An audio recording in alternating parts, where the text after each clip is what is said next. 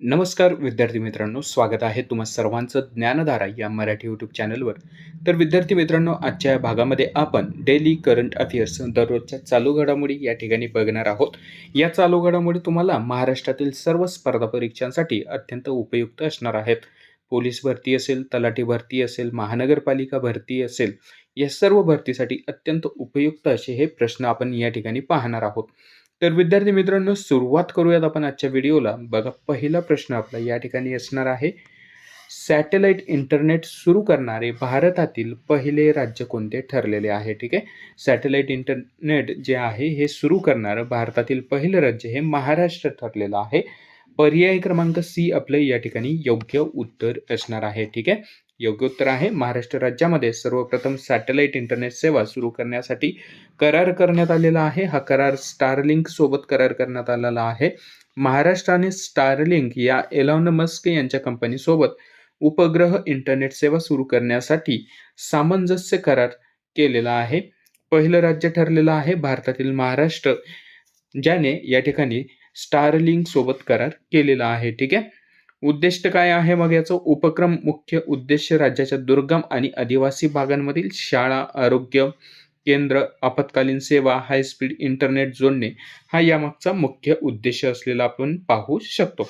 सोबतच बघा विद्यार्थी मित्रांनो, डिजिटल महाराष्ट्र मोहीम हे एक पाऊल, एक महत्वाचं महाराष्ट्राचं डिजिटल महाराष्ट्र मोहिमेसाठी महत्वाचं पाऊल असं मानलं जात आहे. ठीक आहे, त्यानंतर बघा प्रश्न क्रमांक दुसरा असणार आहे आपला, WPL 2026च्या लिलावात सर्वात महागडी खेळाडू कोण ठरलेली आहे? ठीक आहे, वुमेन्स प्रीमियर लीग ज्याला आपण म्हणतो. ठीक आहे, IPLच्या धर्तीवर महिलांचं जे IPL होतं, WPL होतं, तर याचा नुकताच लिलाव जो आहे तो संपन्न झालेला आपल्याला पाहायला मिळतो. आणि 2026च्या सत्रासाठी जर आपण बघितलं तर दीप्ती शर्मा ही जी खेळाडू आहे ही सर्वात महागडी खेळाडू या ठिकाणी ठरलेली आहे. ठीक आहे, लवकरच 2026 जे सत्र आहे चालू होणार आहे वुमेन्स प्रीमियर लीगचं. ठीक आहे, याच्याबद्दल मग महत्वाची माहिती आहे. महिला प्रीमियर लीग 2026च्या लिलावात भारतीय अष्टपैलू दीप्ती शर्मा सर्वात महाग खेळाडू या ठिकाणी ठरलेले आपल्याला पाहायला मिळतात. ठीक आहे, दिल्ली कॅपिटल्सने दीप्तीवर पहिली बोली लावली होती.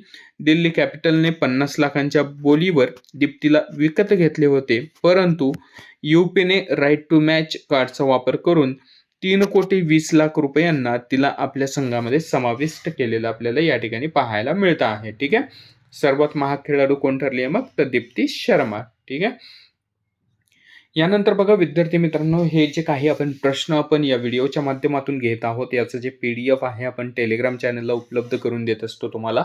तर टेलिग्राम चॅनल तुम्हाला जॉईन करायचं आहे. महाराष्ट्र पोलीस भरतीचे विद्यार्थी तुम्ही जर पाहत असाल तर तुमच्यासाठी महत्त्वाचं आहे. GK GS विषय अत्यंत महत्त्वाचा आहे आपल्यासाठी. जवळपास या ठिकाणी 25 मार्काला हा विषय आहे. तर त्याच्याबद्दलची सर्व महत्त्वाची माहिती आपण आपल्या व्हिडिओच्या माध्यमातून तुमच्यापर्यंत देत आहोत.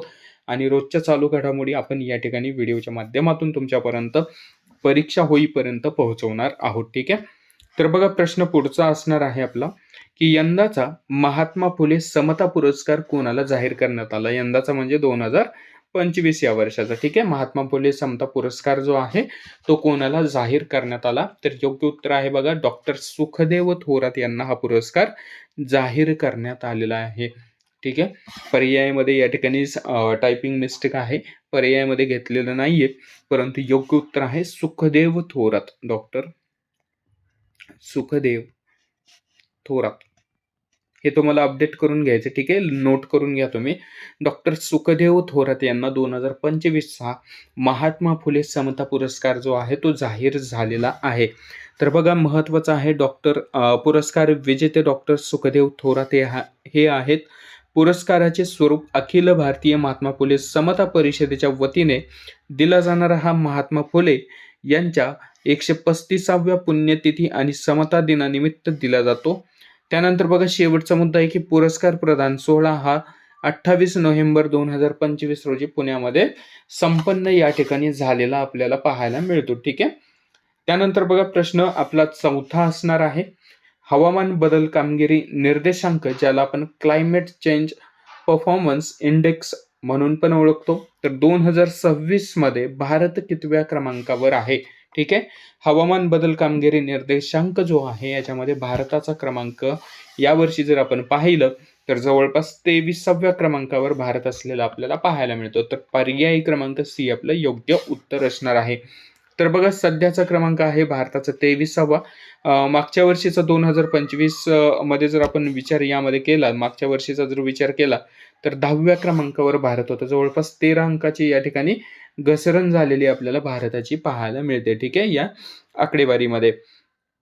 त्याच्यानंतर बघा पुढचा महत्त्वाचा मुद्दा आहे की श्रेणी मध्यम कामगिरी करणारे देश आहेत आणि घसरणीचे कारण जर आपण बघितलं तर कोळसा वापरला निश्चित मुदत नसणे, म्हणजे कोळसा जो आहे तो वापरण्यासाठी निश्चित मुदत नसणे आणि जीवाश्म इंधनावरील निर्भरता याच्यामुळे भारताचा हा जो काही आकडेवारीमध्ये घसरता क्रमांक आपल्याला पाहायला मिळतो आहे. ठीक आहे.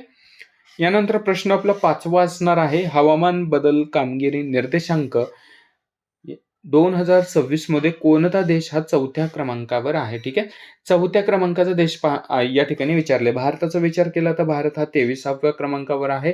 जवळपास 13 अंकाची घसरण यामध्ये भारताची झालेली आहे.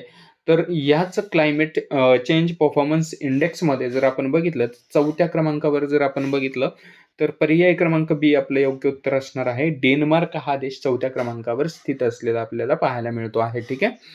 त्यानंतर बघा महत्त्वाच्या मुद्द्यामध्ये पहिल्या 3 जागा रिक्त आहेत. पहिल्या 3 जागावर कोणताही देश नाही, कारण कोणत्याही देशाची कामगिरी सर्व श्रेणीमध्ये खूप चांगली नाही. ठीक आहे. तर डायरेक्टली जर आपण बघितलं तर 3रा क्रमांक या ठिकाणी 4था क्रमांक या ठिकाणी लावण्यात आलेला आहे. पहिल्या 3 क्रमांकावर कोणीच नाही. पहिले 3 क्रमांक या ठिकाणी खाली ठेवण्यात आलेले आहेत आणि 4था क्रमांक जर बघितला आपण तर डेन्मार्क हा देश असलेला आपल्याला पाहायला मिळतो. ठीक आहे.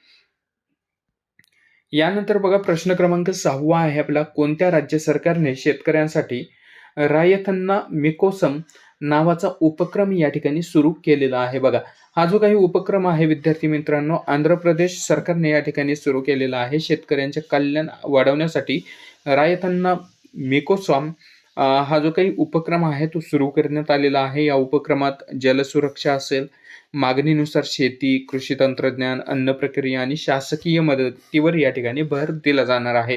तर मग योग्य उत्तर काय आहे? कोणत्या राज्याने सुरू केलाय? तर आंध्र प्रदेश या राज्याने हा उपक्रम सुरू केलेला आपल्याला या ठिकाणी पाहायला मिळतो. त्याच्यानंतर प्रश्न 7वा आहे आपला कुरुक्षेत्रात नरेंद्र मोदी यांनी उद्घाटन केलेले पांचजन्य स्मारक कोणत्या देवतेच्या दिव्य शंखाच्या स्मरणार्थ बांधले गेले आहे? योग्य उत्तर आहे भगवान श्रीकृष्णाच्या या ठिकाणी स्मरणार्थ बांधले गेलेले आपल्याला पाहायला मिळतं. तर योग्य उत्तर आपलं असणार आहे पर्याय क्रमांक सी. ठीक आहे. यानंतर बघा 8व्या क्रमांकाचा प्रश्न आहे आपला जैर बोल्सोनारो यांना 27 वर्षाच्या तुरुंगवासाची शिक्षा झाली असून ते कोणत्या देशाचे माजी राष्ट्रपती आहेत? तर बघा हे जे काही जैर बोल्सोनारो आहेत तर हे ब्राझील देशाचे आपल्याला असलेलं पाहायला मिळतं. पर्याय क्रमांक बी आपलं योग्य उत्तर आहे. ब्राझील देशाचे माजी राष्ट्रपती होते हे. तर यांना आता जवळपास 27 वर्षाच्या तुरुंगवासाची शिक्षा झालेली आपल्याला पाहायला मिळते आहे. ठीक आहे. देश आहे ब्राझील. 27 वर्ष तुरुंगवास. आरोप काय होता? तर लष्करी उठाव घडवून आणण्याचा त्यांचा या ठिकाणी प्रयत्न असलेला आपल्याला पाहायला मिळतं आणि लोकशाही व्यवस्थेला आव्हान देण्याचा त्यांचा प्रयत्न होता. त्याच्यामुळे त्यांना जवळपास 27 वर्षाचा तुरुंगवास या ठिकाणी ठोठावण्यात आलेला आहे. याच्यानंतर बघा प्रश्न क्रमांक 9 असणार आहे आपला अलीकडे जगातील 3रा सर्वात मोठा मानवतावादी देणगीदार देश कोणता बनलेला आहे? मानवतावादी देणगीदार देश कोणता बनलेला आहे? तर बघा योग्य उत्तर आपलं असणार आहे पर्याय क्रमांक ए UAE हा जो काही देश आहे तो मानवतावादी देणगीदार देश म्हणून या ठिकाणी पुढे आलेला आपल्याला पाहायला मिळतो. पहिल्या क्रमांकाचा देश ठरलेला आहे. यालाच आपण संयुक्त अरब अमिरात म्हणून पण या ठिकाणी ओळखत असतो. दोन्हीपैकी कोणतं पण ऑप्शनमध्ये तुम्हाला विचारलं जाऊ शकतं. एकच देश आहे, एकाच देशाचे नाव आहे. ठीक आहे. UAE संयुक्त अरब अमिरात म्हणून त्याला आपण या ठिकाणी ओळखत असतो. ठीक आहे. आणि याच्यानंतर मग आपला शेवटचा आजचा 10वा प्रश्न असणार आहे की दरवर्षी समाज सुधारक महात्मा ज्योतिबा फुले यांची पुण्यतिथी कधी साजरी केली जाते? ठीक आहे. महात्मा ज्योतिबा फुले यांची पुण्यतिथी कधी असते? तर योग्य उत्तर आहे 28 नोव्हेंबरला दरवर्षी महात्मा ज्योतिबा फुले यांची पुण्यतिथी या ठिकाणी साजरी केली जात असते. ठीक आहे. तर समाजसुधारक महात्मा ज्योतिबा फुले यांची पुण्यतिथी दरवर्षी 28 नोव्हेंबर रोजी साजरी केली जाते. त्यांचा मृत्यू झाला होता 28 नोव्हेंबर 1890 मध्ये. ठीक आहे. तारीख पण माहिती असणं आपल्याला आवश्यक आहे. तर विद्यार्थी मित्रांनो, हे होते आजचे आपले 10 महत्त्वाचे प्रश्न, जे की तुम्हाला परीक्षांमध्ये येणाऱ्या स्पर्धा परीक्षांमध्ये नक्कीच विचारले जाऊ शकतात. याची PDF अगदी मोफत आपण टेलिग्राम चॅनलला उपलब्ध करून देत आहोत. लिंक तुम्हाला डिस्क्रिप्शन बॉक्समध्ये मिळून जाईल. तर माहिती थोडीही आवडली असेल तर व्हिडिओला लाईक नक्की करा आणि चॅनलवर नवीन आला असाल तर सबस्क्राईब करून घ्या. डेली चालू घडामोडीची सीरीज आपण या ठिकाणी चालू केलेली आहे. भेटूयात आपण पुढच्या व्हिडिओमध्ये. तोपर्यंत सर्वांना धन्यवाद. जय हिंद, जय महाराष्ट्र.